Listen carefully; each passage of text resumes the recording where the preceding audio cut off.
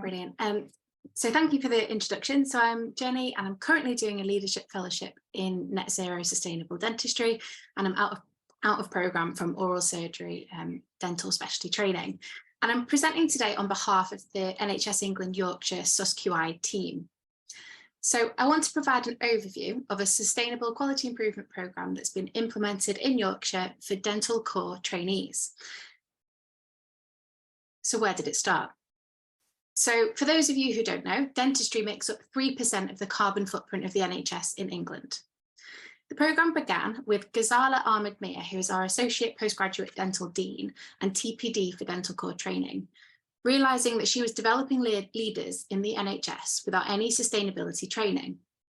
As a surgeon, she also observed the enormous waste produced in the operating theatres, and she believed that the DCT programme could produce safe patient care pathways with a reduced carbon footprint, and she pledged to plant sustainability training into their programmes.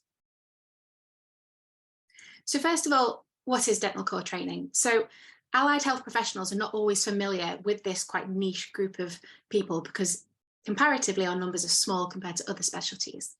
So dental core training follows a year of dental foundation training and offers dentists the chance to enhance their clinical and professional skills in dental specialties in a setting very different from general dental practice. Most of the posts are based in hospital trusts, with a few aligned to salaried dental surgeries. There are 3 standalone years, DCT 1, 2 and 3, recruited annually. And after DCT 2, trainees are eligible to apply to enter dental specialty training.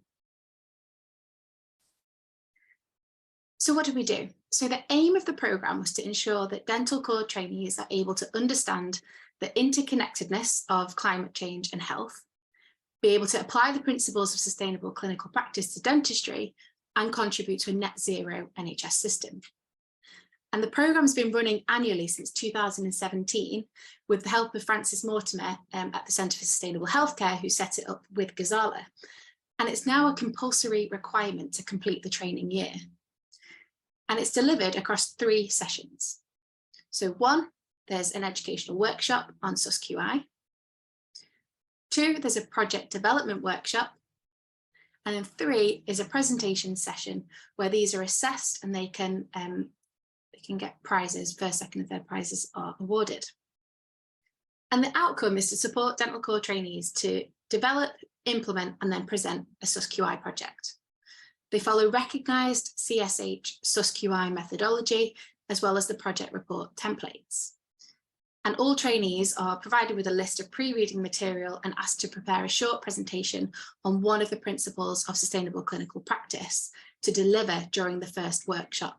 So it's not information overload at the first hurdle. And this is an example of the pre-reading that was that has been produced and adapted year on year from the CSH.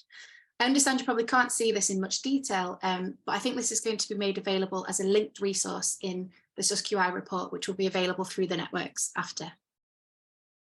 And similarly, this is the programme example of how the day runs. And again, this will also be made available as a resource that you can have a look at for those who want to implement similar. So these were the learning outcomes. We wanted the dental core trainees to be able to recognise carbon neutrality within the context of delivering healthcare services, demonstrate application of these principles in practice. We wanted them to have the knowledge and tools to be able to deliver a SusQI project, and then this shows evidence-based behaviour change in the workplace. And as well, we wanted to give them the opportunity to present their project at regional level with a chance to get a prize as well. So it's win-win. And what did we find? So on the left, this is an example of a presentation from the presentation day. And on the right is an anonymised example of a SusQI report using the CSH template. So each year, between 20 to 30 DCTs present extremely high quality SusQI projects, empowering them all to upskill in SusQI, influence their clinical pathways, and reduce the environmental impacts of their clinical decisions. And looking at one project in a bit more detail, One trainee looked at investigating paper waste in an oral and maxillofacial surgery unit associated with the patient letters being returned to clinicians for adjustments before being sent out by secretaries. All of the letters were printed out and duplicated depending on the number of recipients required. And she found that 47% of all these letters required adjustments for things like spelling, additions, grammar, clarity, and removing content. And the amount of paper waste built up. So 688 pieces a month, which equals 8,256 pieces of paper, with no clinical benefit wasted annually. So they educated the clinical and the secretarial staff on improving the quality of their first dictations. They embedded this information into their induction programs for staff, which is especially important because of the rotational nature of the posts. And they recommended electronic dictation software, which seems like the obvious next step to go. And I know that the second cycle of this audit is underway.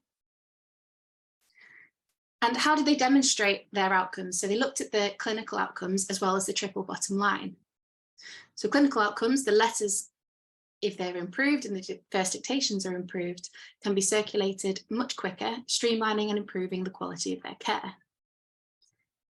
Confidential waste comes with a return trip of 22 miles in this trust and a carbon footprint of over 1 tonne of CO2 equivalent a year. So less paper waste reduces the frequency of the collections and its footprint. Prompt clinical letters improves the quality of work life for secretaries and clinicians, freeing them up for other things. And there's also an opportunity for improved teamwork cohesiveness as well. And economic savings associated with saving 8,000 pieces of paper a year, as well as reductions in payouts to the confidential waste companies. And their conclusion was that they found there was an improved general awareness of paper waste in the department, its repercussions, and accountability within all members of their team. And just to quickly go over some other examples in dental core training, we had someone develop a green space for a community dental practice. There was an audit on antimicrobial stewardship, reducing more paper use through oral and maxillofacial surgery pro formas. And there was a project that looked at improving the sustainability for the referral pathway for young people requiring treatment for impacted teeth, which resulted in less number of appointments and improved reductions in transport, so therefore a marked reduction in CO2. So why is this important? So I'm going to give you a minute just to read this testimonial from a DCT in the previous year's cohort.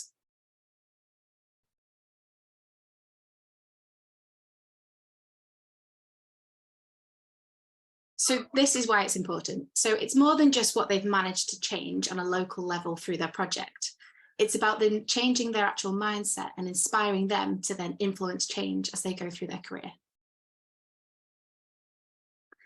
So what next?